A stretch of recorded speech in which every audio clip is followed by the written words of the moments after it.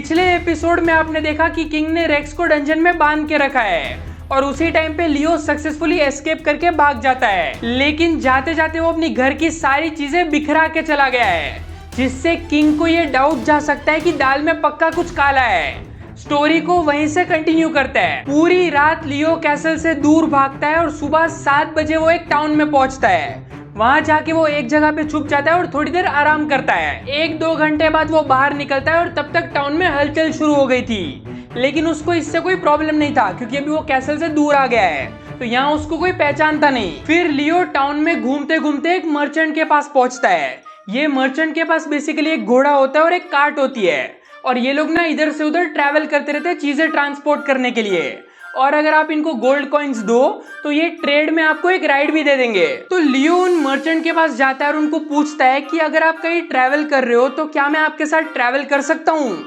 ये सुन के मर्चेंट लियो को पूछता है कहाँ जाना है तुमको।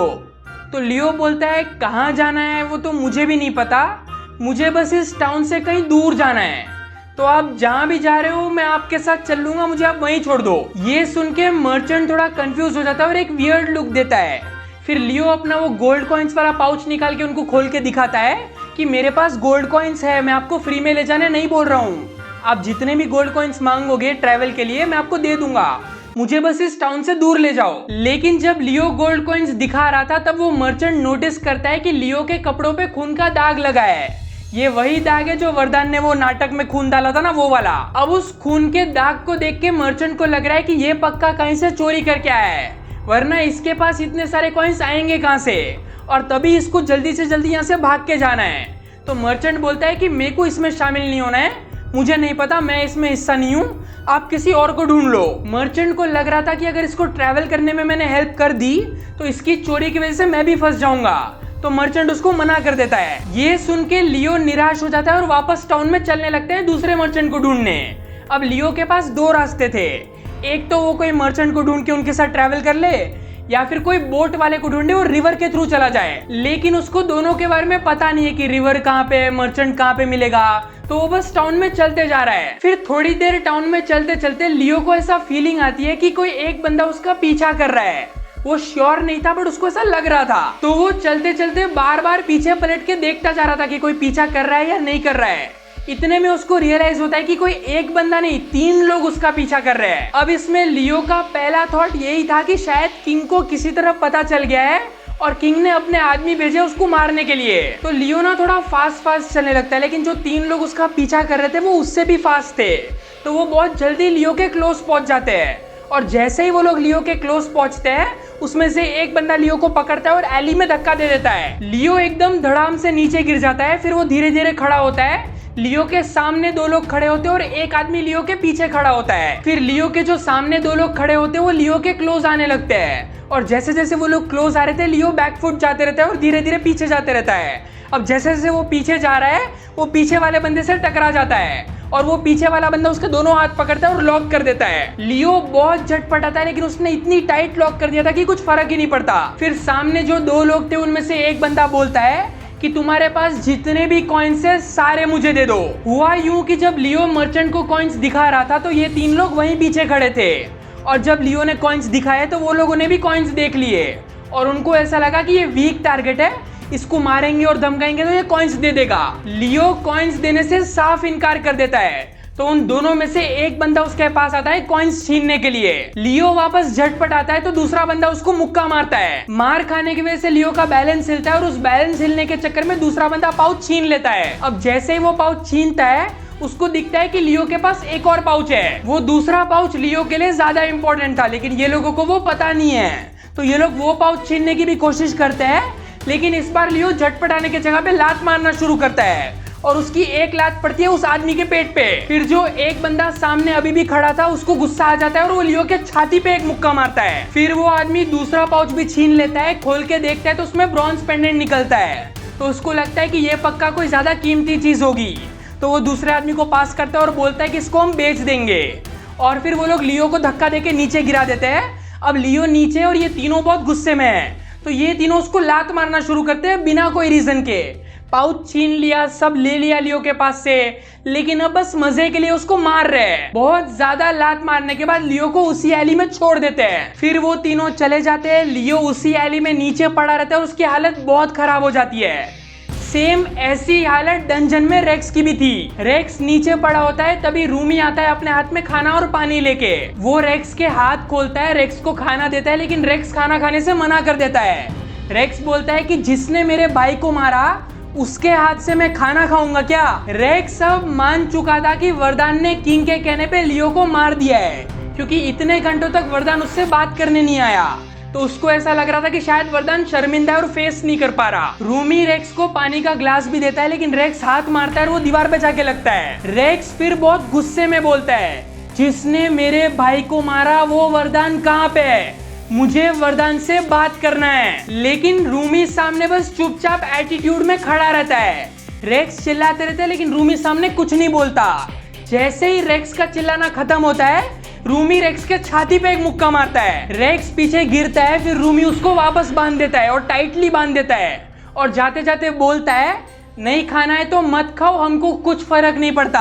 अब कैसल में किंग और सोजी खड़े होते हैं। सोजी किंग का एडवाइजर है, तो वो किंग को एडवाइस करता है कि एक बार हमको रेक्स का घर चेक करना चाहिए, क्या पता उसने कुछ एक्सपेरिमेंट या प्रोजेक्ट से रिलेटेड चीजें छुपाई हो। अब ये हो गई प्रॉब्लम वाली बात, क्योंकि अगर आपको याद हो लियो पूरा घर बिखरा के चला गया है, तो अगर ये गार्ड्स और वो लोग जाके देखेंगे तो उनको पक्का शक हो सकता है कि पक्का दाल में कुछ काला है। सोजी 2 गार्ड के साथ लियो के घर पे जाता है। वो लोग लियो के घर का दरवाजा खोलते हैं, एंटर करते हैं और वो पूरा रूम देखते हैं। वो रूम बिल्कुल साफ था, जैसा लियो छोड़ के गया था वो रूम वैसा बिल्कुल नहीं था। उल्टा वहां पे वो जो 2 बॉक्स लियो छोड़ के गया था उनमें से सिर्फ एक ही बॉक्स था। सब लोग वो लोग बिखर जाते हैं और रूम चेक करते हैं। सोजी वो बॉक्स उठाता है और खोलता है। वो रेक्स वाला बॉक्स था जिसमें गोल्ड कॉइन्स पूरे भरे पड़े थे। लेकिन कैसे गोल्ड कॉइन्स पूरे भरे हो ही नहीं सकते, क्योंकि लियो जब गया था उसमें से कॉइन्स लेके गया था, तो वो बॉक्स आधा खाली होना चाहिए था, लेकिन वो पूरा भरा हुआ था। कैसे? वरदान की वजह से। वरदान ने जब ये प्लान बनाया लियो को भगाने का, तो उसने सब कुछ सोच के रखा था।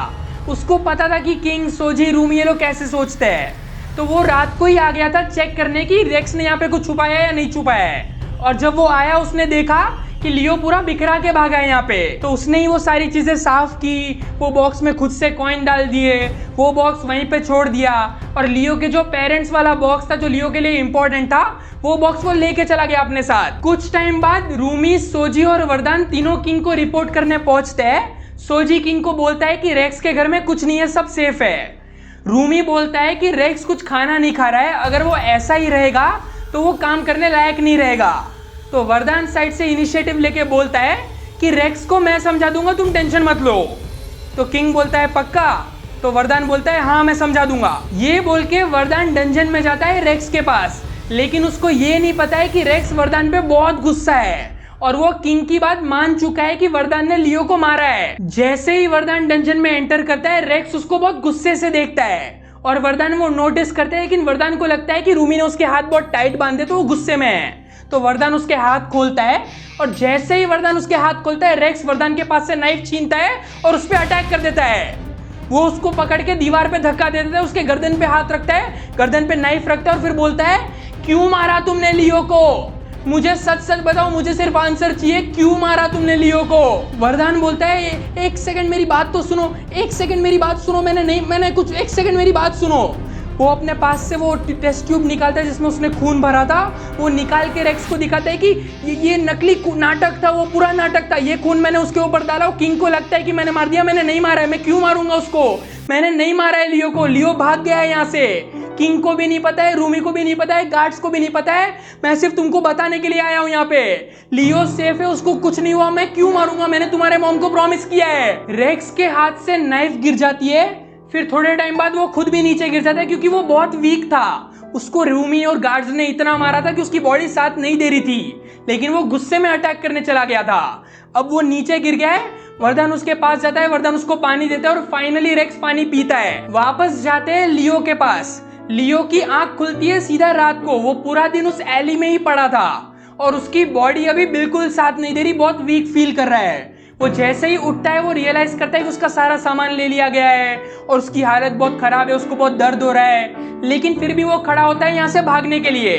उसको पता था कि ये जगह भी उतनी सेफ नहीं है। उस दिन पहली बार वो रियलाइज करता है कि वो एक्चुअल में कितना वीक है, क्योंकि हमेशा जब उसको कोई सताता है तो वरदान आके उसको बचा लेता है, लेकिन इस बार जब वरदान नहीं था तो उसकी ये हालत हो गई। थोड़ी देर फिर उसी टाउन में रात को चलने के बाद लियो को लेफ्ट साइड में एक ओपन फील्ड दिखती है, तो वो सोचता है कि मैं इस फील्ड के थ्रू चला जाता हूँ। वो उस ओपन फील्ड में थोड़ी दूर चलता है, लेकिन उसकी बॉडी बिल्कुल साथ नहीं दे रही थी। वो बहुत ही डिजी फील कर रहा था, बहुत ही वीक फील कर रहा था, उसको चक्कर आ रहे थे, और ऐसे सिचुएशन में वो धड़ाम से नीचे गिरता है और वहीं बेहोश हो जाता है। लगभग 2 घंटे तक वो वहीं पड़ा रहता है। 2 घंटे बाद एक आदमी हॉर्स राइडिंग करते हुए आता है और उसकी नजर पड़ती है लियो पे, तो वो लियो के पास आता है, लियो को उठा के देखता है कि उसकी हालत देखता है कि क्या हो गया उसके साथ, फिर वो उसको लेके अपने साथ लेके जाता है।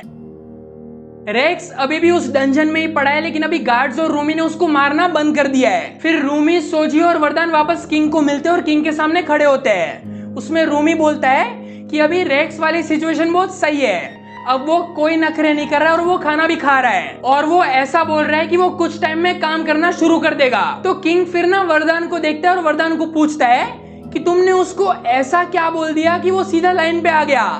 तो वरदान बोलता है कुछ लोगों को सिचुएशन समझने में टाइम लगता है। फिर किंग रूमी को बोलता है कि अभी काम शुरू मत करो, रेक्स को और थोड़े दिन वहीं पड़े रहने दो। वापस चलते हैं लियो के पास। लियो अब एक छोटे से सेटलमेंट में था, वहां पे लगभग 15-20 लोग रहते थे, और उन 15-20 लोगों में एक भाई बहन भी थे। बड़ी बहन का नाम था मीरा और उसका छोटा भाई था, उसका नाम था बेन। यूजुअली वहां पे ना ऐसा होता है कि जो लड़के होते हैं वो छोटी एज से ट्रेनिंग करना शुरू कर देते हैं, वॉर पे जाते हैं, फाइट करते हैं, लड़ते हैं। लेकिन लड़कियां बिल्कुल ऑपोजिट होती है, वो लोग घर में रहते हैं, खाना वाना बनाते हैं, एम्ब्रॉयडरी करते हैं, वगैरह वगैरह। लेकिन बेन और मीरा के केस में एकदम अलग था। मीरा जो थी वो वेपन्स यूज करती थी, ट्रेनिंग करती थी, उसको वॉर और बैटल्स में जाने का शौक था। लेकिन बेन जो था वो एकदम ऑपोजिट। बेन कुछ भी नहीं करता था, बेन घर में रहता था, एम्ब्रॉयडरी वगैरह करता था। फिर वो मतलब उसके पास ना बहुत सारे पाउच वगैरह होते थे, तो पाउच से खेलता रहता था, कुछ तो पता नहीं क्या करता था। वो आदमी लियो को उस ओपन फील्ड से यहाँ पे लेके आया था, और 2 दिन से लियो अनकॉन्शियस है। बाहर मीरा बेन को बोलती है ये जो लड़का अंदर है ये कितना स्ट्रांग होगा ना, मतलब वॉरियर टाइप का होगा, देखो कहीं लड़के आया होगा इसलिए इसकी हालत इतनी खराब है। वो लियो की बात कर रही है। उसको लग रहा था कि लियो कोई वॉरियर है, कोई जंग में हार के आया है, इसलिए उसकी हालत खराब है। तो उसका छोटा भाई बेन बोलता है कि जंग में लड़के तुमको मिलता क्या है, इतना क्या शौक है तुमको लड़ाई झगड़ा करने का। तो मीरा बोलती है कि क्या फट्टू भाई है मेरा। तो बेन बोलता है कि मैं फट्टू नहीं हूँ, ठीक है, मेरे को बस ये लड़ने झगड़ने का शौक नहीं है।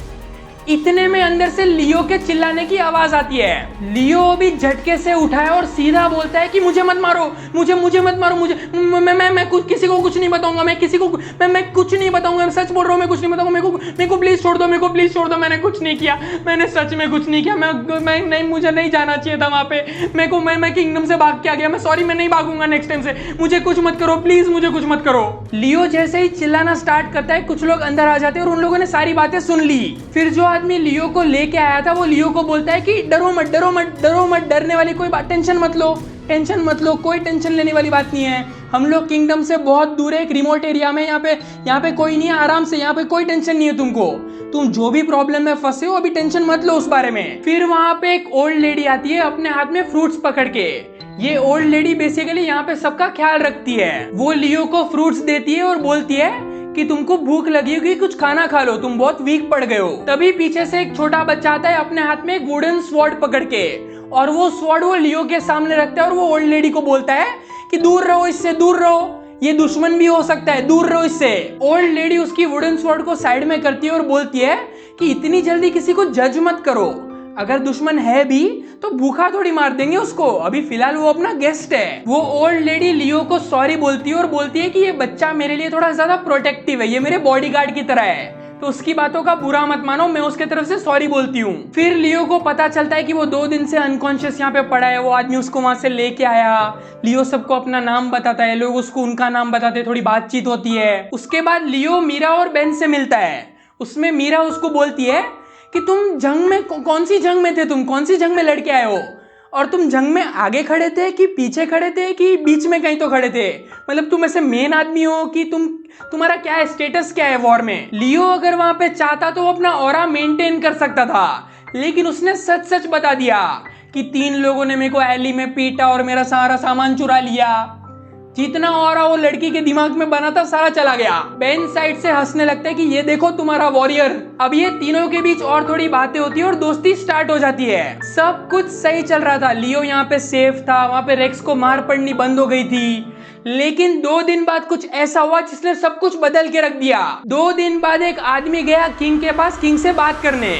वो किंग को बोलता है कि मेरे पास आपके लिए कोई ऐसी इंफॉर्मेशन है जिसके बदले में आप मेरे को बहुत सोना दोगे। तो किंग बोलता है कि अगर तुम्हारी इंफॉर्मेशन इंपॉर्टेंट है तो मैं तुमको दे दूंगा सोना। तो वो आदमी बोलता है कि एक आदमी किंगडम से भाग के हमारे सेटलमेंट में आ गया है। उसने उसका नाम बताया लियो। जब वो आया तब बहुत खून खून वाला था और वो जब उठा तब बोल रहा था कि किंग से मेरे को बचाओ, मेरे को कोई बचाओ, मेरे को मारो मत प्लीज, मेरे को मारो मत, ऐसी सारी बातें कर रहा था। किंग उससे एड्रेस वगैरह पूछता है, फिर रूमी को बोलता है इस आदमी को सोना दे दो। रूमी उस आदमी के पास जाता है और चाकू से उसको मार देता है। फिर किंग गुस्से में बोलता है अटैक की तैयारी करो।